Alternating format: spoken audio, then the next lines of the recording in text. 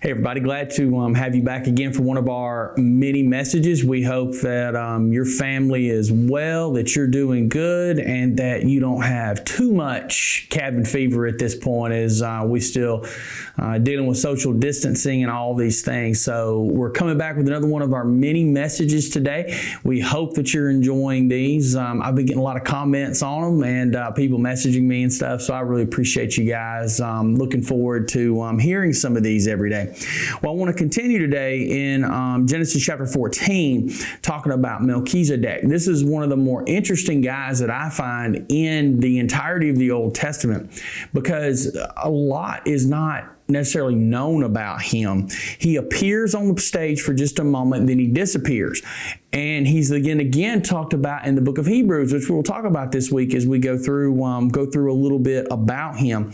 Now remember, he was the king of Salem, and the Bible also calls him a priest of God Most High. That is really important. He was a king and a priest. That was not something that God allowed to be put together except in the person of Jesus Christ.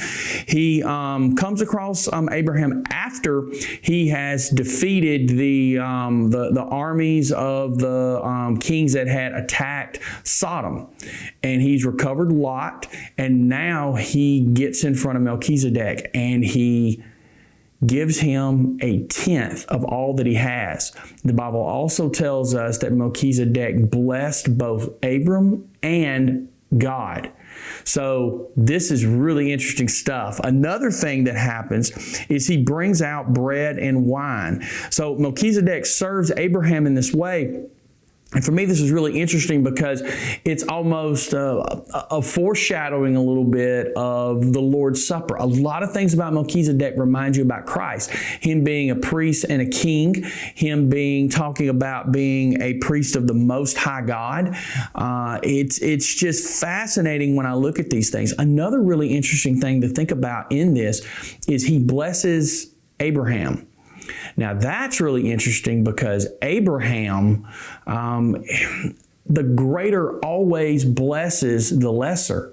And we don't see anybody else blessing Abraham except God throughout the rest of Abraham's life. So Abraham accepts this blessing and then gives a tenth of all that he has captured in this war with his 318 armed men to Melchizedek.